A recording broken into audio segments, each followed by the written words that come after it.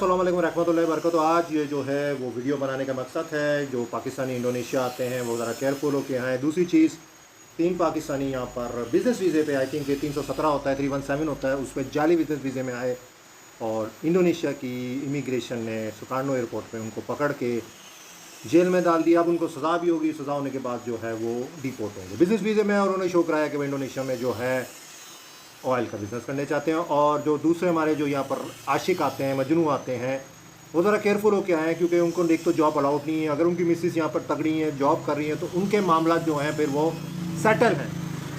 अगर उनकी मिसेस यहाँ पर जॉब कर रही तो मामला सेटल, अदरवाइज फिर यहाँ पे उनके पास जो होते हैं फैमिली वीज़ा यानी कि टास यानी कि अप्लाई करने के भी पैसे नहीं होते। और कुछ तो ऐसे भी हैं कि 2-3 साल होते रहते हुए उनको हो गया है, किताब होता है 5 साल का, उसके भी पैसे नहीं होते।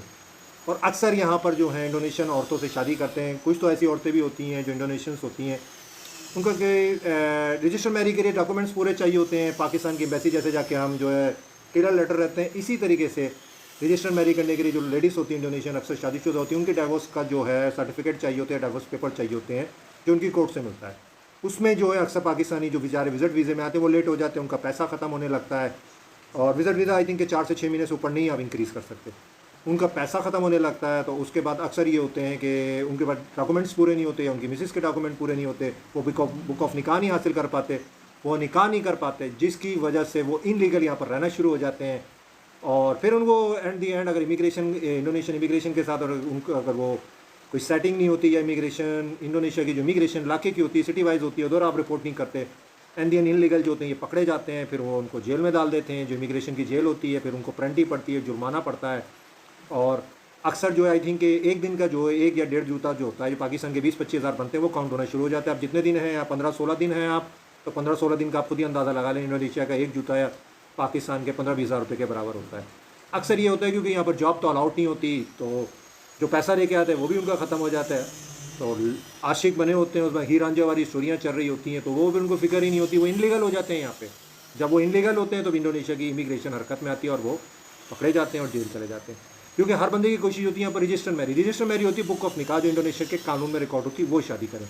लेकिन अक्सर जो है यहाँ पर स्टोरीज हुई हैं, वो बेचारे इनलीगल हो गए या पकड़े गए, वो उनके पास पैसे नहीं थे, पाकिस्तान वापस जाते हैं, कोई दुबई से आता है, कोई मलेशिया से आता है, उनके पैसे यहाँ ख़त्म हो जाते हैं, वो बेचारे वापस नहीं जा पाते, इनलीगल होते, फिर इमिग्रेशन पकड़ लेती, उनको जेल में डाल देती, 25-30 जूते का जुर्माना। इमिग्रेशन जो है उनको पकड़ लेती है। इसी तरह जो 25-30 जूते जो हैं वो पाकिस्तान के आप अंदाज़ा लगा लें कितने बन जाते हैं। एक जूता अगर 15-20 हज़ार का है तो 5-6 लाख रुपये वो जुर्माना होता है। उसके बाद वो डिपोर्ट करते हैं, फिर आप बुक ऑफ निकाह भी नहीं हासिल कर सकते।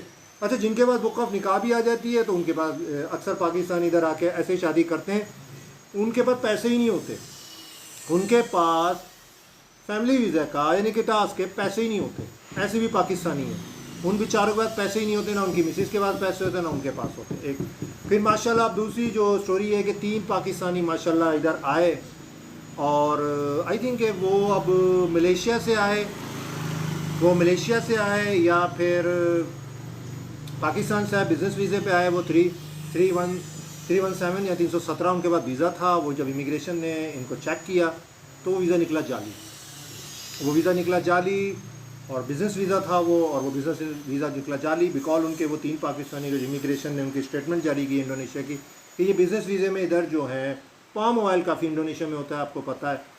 आई थिंक ये दुनिया में नाम आता है इंडोनेशिया का, बाकी मुझे नहीं पता कि दूसरे तीसरे नंबर पे, लेकिन इनका दुनिया में नाम आता है। पाम ऑयल जो है पैदा करते हैं, और इंडोनेशियन भी जो है यही पाम ऑयल खाते हैं जो खानों में इस्तेमाल होता है। तो वो पाम ऑयल का बिज़नेस उन्होंने शो कराया, जो भी है वो इमिग्रेशन ने उनका वीज़ा वगैरह चेक किया, पाकिस्तान के पासपोर्ट पे उनकी स्टाम्प और वो वीज़ा जाली निकला। वो पकड़ा, उनको गिरफ़्तार किया। फिर वो एयरपोर्ट पे जो उन्होंने वो 3 पाकिस्तानियों के साथ जो पाकिस्तान की पासपोर्ट के साथ तस्वीरें ली। अब इंडोनेशिया की कंट्री में भी आप आई डोंट नो क्या करने आ रहे हो। पाम ऑयल का तो बिज़नेस ही दिखता है, ऑस्ट्रेलिया दिखता है, या फिर मलेशिया दिखता है, या फिर आपको यहाँ से सिंगापुर दिखता है। अगर आप आ भी रहे थे, क्या करने आ रहे थे, सही आ रहे थे राइट पे, तो ये अल्लाह को बेहतर पता है, क्योंकि इनका केस तो अब लग गया, इंक्वायरी हो रही है। और अगर आप बिज़नेस करने आ रहे थे तो जाली वीज़े में क्यों आए, क्योंकि वो स्पॉन्सर इनका जाली था। तो पाकिस्तान का आप लोगों ने नाम रोशन किया कि हर पाकिस्तानी जो यहाँ पर शादी भी की हुई है, जो फैमिली वीज़े पे रह रहा है, वो बेचारा भी जब इधर आता है तो उनको भी 3-3 घंटे बैठा के उनके वीज़े की इंक्वायरी होती है, किस सिटी से कौन सी सिटी की इमिग्रेशन ने वीज़ा जारी किया। तो पाकिस्तानियों को अगर आप इंडोनेशिया आते हो तो भाई सोच समझ के आओ। हालात हम लोगों के एज अ पाकिस्तानी हमारे पासपोर्ट के ना, ग्रीन पासपोर्ट के हालात बड़े टाइट हैं इस पर। इंडोनेशिया जैसी कंट्री में भी आप एयरपोर्टों में इंक्वायरी करते हैं और उनको पता है यार यहाँ पर जो है ना आशिकी वाले ज़्यादा लोग आते हैं, शादियाँ करने के लिए ज़्यादा लोग आते हैं, तो वो अब ज़्यादातर पाकिस्तानियों को इंडोनेशिया जो है वो कंट्री भी डिपोर्ट कर रहे हैं। और जाली वीज़े वाले वो 3 मोहतरम पाकिस्तानियों ने जो पाकिस्तान का नाम रोशन किया, उन्होंने जो बेचारे इनोसेंट लोग हैं जो लीगल आते हैं, जो एक बिजनेसमैन भी इधर आते हैं, पाकिस्तानी भी आते हैं, दुनिया से आते हैं, टूरिस्ट कंट्री इंडोनेशिया भी, लेकिन उनके लिए पाकिस्तानियों के लिए उन्होंने मसला क्रिएट करिए कि जाले बिजनेस वीज़े पे वो इधर आए, उन्होंने पकड़ लिया उनको।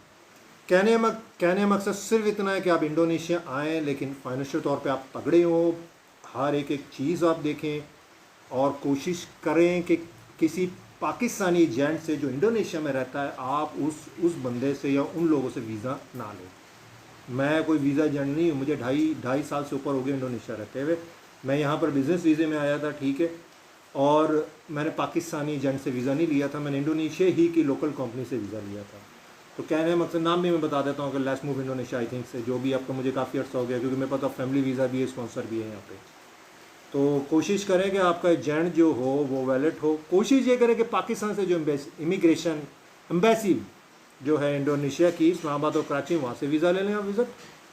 अगर यहाँ से अगर देखें बिजनेस वीज़ा तो यहीं से मिलेगी, यहाँ से लगवाना है तो कोशिश करें कि लोकल इंडोनेशिया की जो है एजेंट हो और उस वो तगड़ा ठीक ठाक उनका ऑफिस और सिस्टम हो, क्योंकि पाकिस्तानियों से अगर आप लेंगे ना तो आप फंसे रहेंगे यहाँ पर। आप जितने भी पाकिस्तानी एजेंट हैं मैंने देखा जिनके वीज़े लगे, ज़्यादातर यहाँ फंसे हुए, किसी के पास पैसे नहीं है, किसी को एयरपोर्ट में पकड़ लिया है, किसी को डिपोर्ट कर दिया है, वो बड़ी मुश्किल से बेचारा निकला है, वो एयरपोर्ट से जो है वो बड़े मसाइल पर बेचारों को आ रहे हैं। कोई बेचारा इधर फैमिली वीज़े के लिए अप्लाई करता है, पाकिस्तानी एजेंट को पैसे वगैरह देते हैं, वो कोई रिस्पांस नहीं देते, उसका ना तो फैमिली वीज़ा लगता है, यानी कि किटास नहीं लगता, उसने रजिस्टर्ड मैरी भी की हुई, किसी ने रजिस्टर्ड मैरी नहीं की हुई है, उसने पैसे भी दिए हैं, उसको पता नहीं है कि भाई जब तक रजिस्टर्ड मैरी नहीं करोगे एजेंट आपका कहाँ से वीज़ा लगाएगा, बुक ऑफ निकाह नहीं है आपके पास, वो इनलीगल हो जाते हैं, फिर वो इमिग्रेशन हरकत में आती है, उनको पकड़ लेती हैं, तो फिर उनको वो जेल में डाल देते हैं, जुर्माना भी अलग से हो जाता है और वो बेचारे अभी तक जेलों में बैठे हुए पड़े हुए हैं। फिर वो 3 पाकिस्तानी मोहतरम आए बड़े शौक के साथ, जाली वीज़ा लेके आए, जिन्होंने पाकिस्तान के ऐसी रेपुटेशन बनाई है कि